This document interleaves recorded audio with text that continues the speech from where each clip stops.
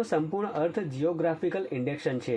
GI tag ઉત્પાદનને તેના મૂળ પ્રદેશ સાથે જોડવા માટે આપવામાં આવે છે। જીઆઈ ટેગ ઉત્પાદનની વિશેષતાઓ જણાવે છે। સરળ શબ્દોમાં સમજીએ તો જીઆઈ ટેગ જણાવે છે કે કોઈ ચોક્કસ ઉત્પાદન ક્યાં થાય છે અને અથવા તે ક્યાં બનાવવામાં આવે છે।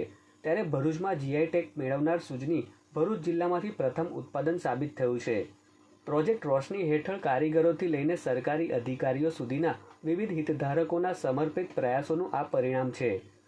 પ્રોજેક્ટ રોશની એ CSR પહેલ છે જેનો ઉદ્દેશ્ય ભરૂચની સુજની વણાટની લુપ્ત થતી કળાને પુનર્જીવિત કરવાનો છે।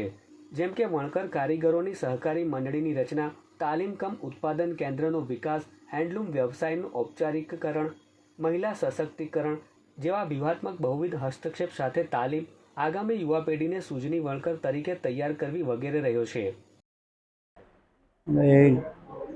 આવેલું છે, સરકારે આપેલું છે। મારું તો 65મું વર્ષ ચાલે છે। હું અમારી ફેમિલીમાં હું અને મારો ભાઈ અમે 2 જણ કામ કરીએ છીએ। અમારે તો કંઈ આગળ વધારવાની નથી। જ્યાં સુધી આ રૂચની પ્રોજેક્ટ ચાલશે ત્યાં સુધી આગળ વધશે તો સારું છે। એની પાછળનું કારણ ચાઇના બ્લેન્કેટ છે। મોટું કારણ તો ચાઇના બ્લેન્કેટ જ છે।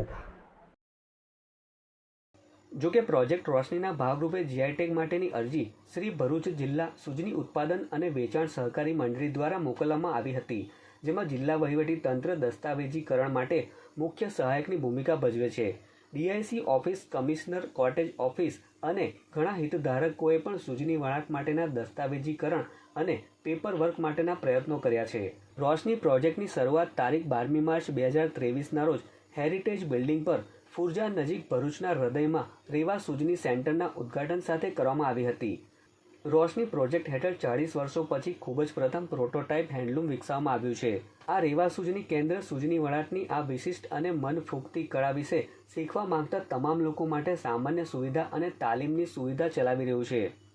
રોશની ટીમના પ્રયાસોના કારણે કારીગર મુઝક્કીર સુજનીવાલાને ગુજરાત સરકાર દ્વારા લેંગ્વેજ ઇન આર્ટ માટે રાજ્ય પુરસ્કાર એનાયત કરવામાં આવ્યો હતો।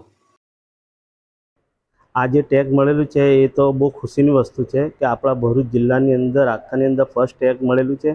એવી જે સુજનીને એ સુજની આપણી ભરૂચની એક તમારે પ્રસિદ્ધ એક વસ્તુ હતી કે આખા વર્લ્ડની અંદર જે એક વસ્તુ ચાલતી હતી ભરૂચની સુજની, એને આજે એક સ્થાન મળેલું છે જીઆઈ ટેગના હિસાબે। તો એ બહુ મોટી સારી વસ્તુ કે આપણને એ વસ્તુ મળેલી છે ને એનાથી જે આ વસ્તુ લુપ્ત થઈ રહેલી છે, જે બંધ થઈ રહેલી છે, એને હવે આગળ વધારવા માટેનું અમને એક જરિયો મળી ગયો છે। જે સુજનીવાળા ફેમિલી જે અલગ અલગ ધંધાની અંદર અલગ અલગ જગ્યા બધા રોકાયેલા છે, આજે એને અમે એક ગેધરિંગ કરીને અમે સુજનીને કેવી રીતના એને આગળ વધારીને આપણી આ ભરૂચ જિલ્લાનું ગૌરવ કેવી રીતના વધારવું એ અમે પ્રયાસો હવે કરીશું। તમે આ સુજની કળાના પુનરુત્થાન માટે કારીગરોનો આત્મવિશ્વાસ વધવા લાગ્યો।